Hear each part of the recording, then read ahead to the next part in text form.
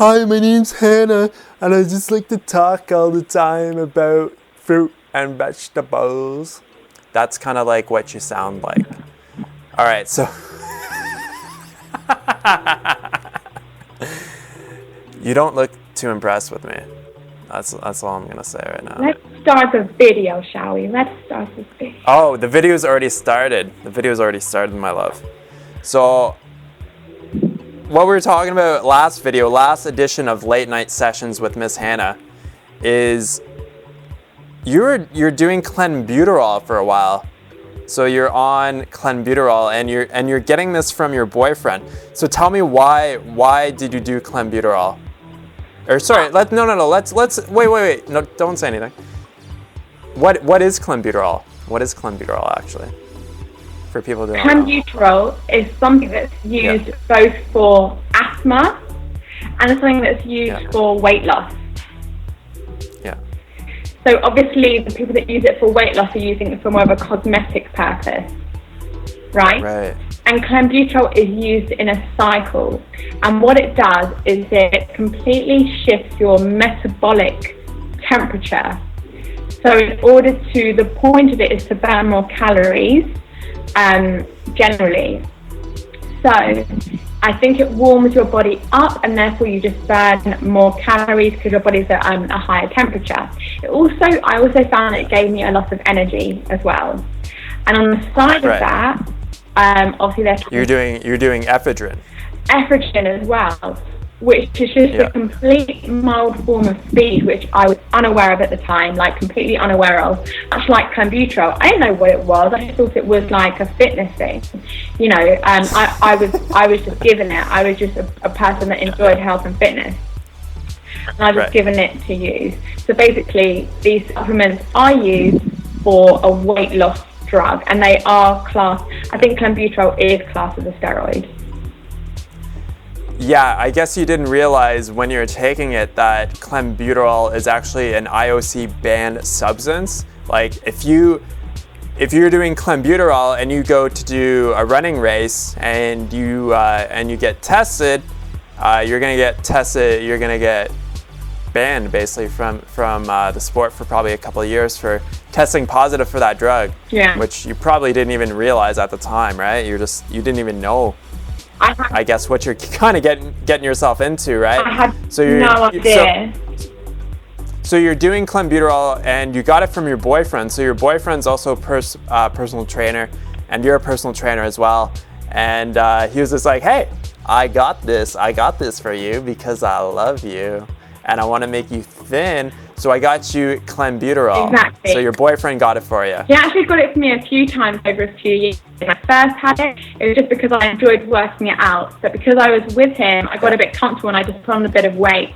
And as a person who relied on fitness and as their worth, as their feeling good, the minute I put on weight and whatever, I didn't have the motivation for fitness because I was just all in love and whatever.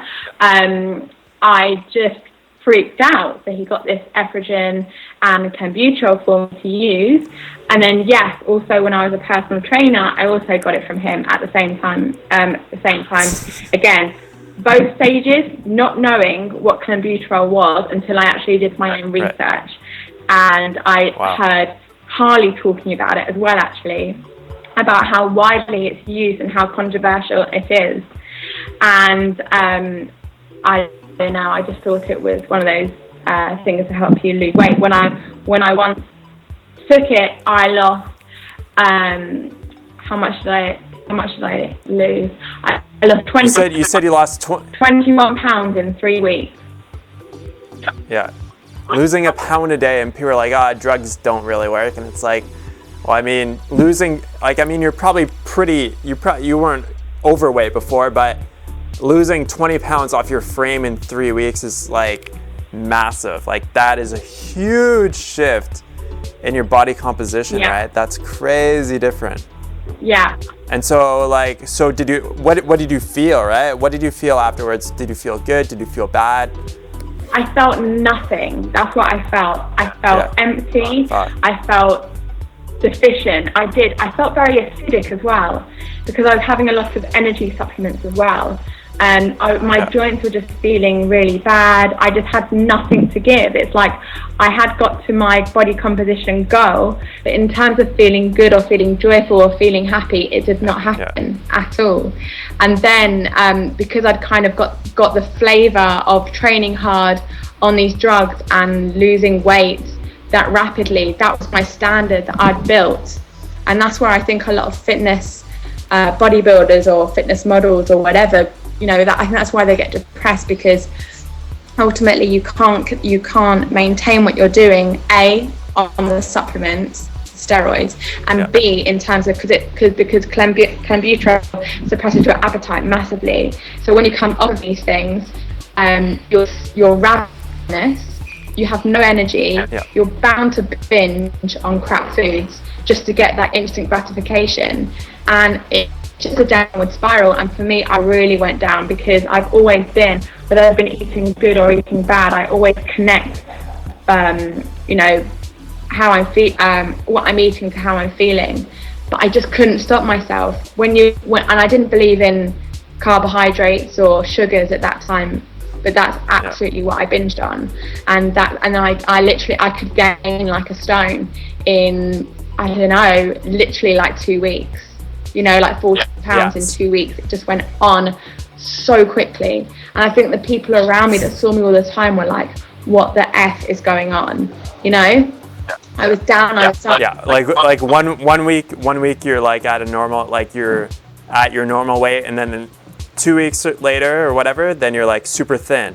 And then they see you like another month later, then it's like you're back at your normal weight again. And it's just like this yo-yo, right? And I think a lot of people, like a personal trainer, will agree with what I'm about to say. It's like you have this reputation to be the strongest, the fastest, the most in control. So when you're out of control as a personal trainer, you do not want to go outside of your house, because that identification, you don't want it lost, because you have this reputation of achieving certain things. And then once you're not, it's like there's a real, you know, dissatisfaction with yourself, and you don't want other people to know about your dissatisfaction or your dramatic weight fluctuation. So it completely, you know, it just, what's the word? Depletes your storages completely. It's just the worst thing to do for your body. So fucking no dice on the Clenbuterol. If your boyfriend, and for any of the girls out there, if your boyfriend's offering you magical pills that'll make you lose weight, it's probably not a good idea to take them. I don't know. I'd just probably stay away from that kind of stuff there.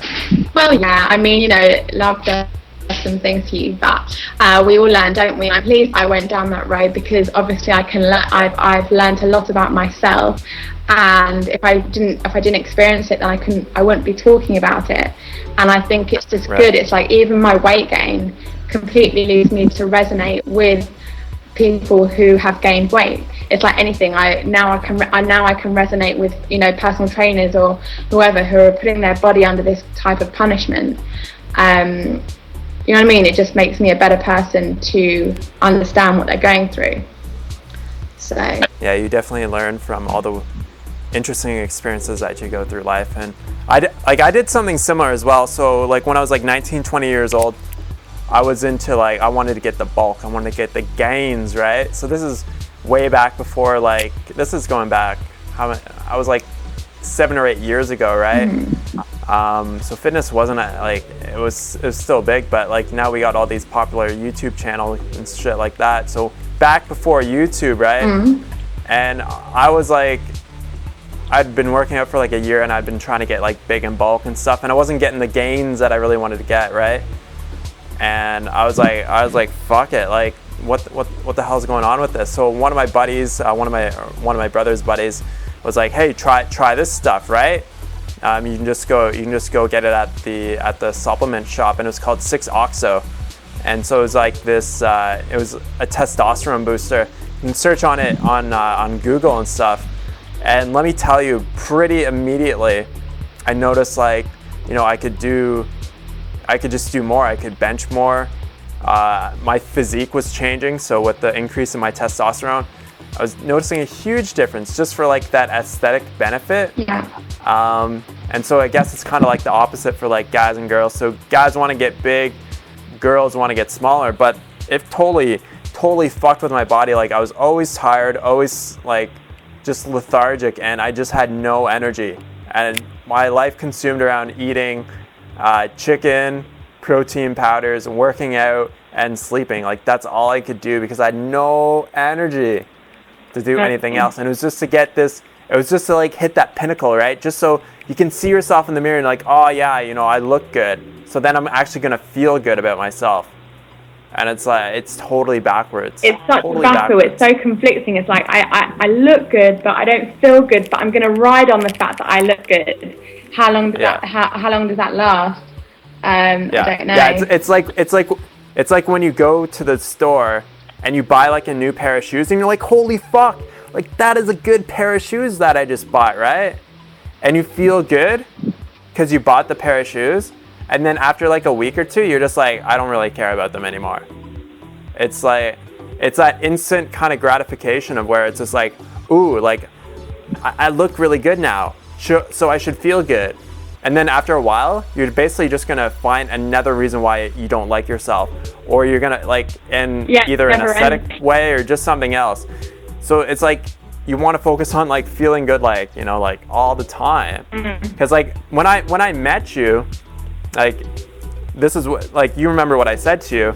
I'm like, you actually like, and this is so rare. Like I've had like 3 serious relationships, and after I met Hannah, when we met up in Thailand, I was just like, I could just tell that she actually had self-esteem, which was, it's like such a fucking rarity in the world to actually meet somebody who actually thinks well of themselves. And I was just like I was almost like, I was like, wow, this is weird. Like, cause like just by your reactions to things that I would do or whatever, like I could just tell that you thought better of yourself. And you just hold yourself to a higher standard than most people. It's totally different. So maybe we can do a video on that. Like how have you kind of like developed your self-esteem? Like, is it just been like what is that kind of process going on? How I develop my self-esteem. Or is that just like a whole nother video? Or you don't want to really go into that? We can do another video about that. Yeah, that would be a big topic right there. Yeah, because I could talk about that one as well. It would be a big topic.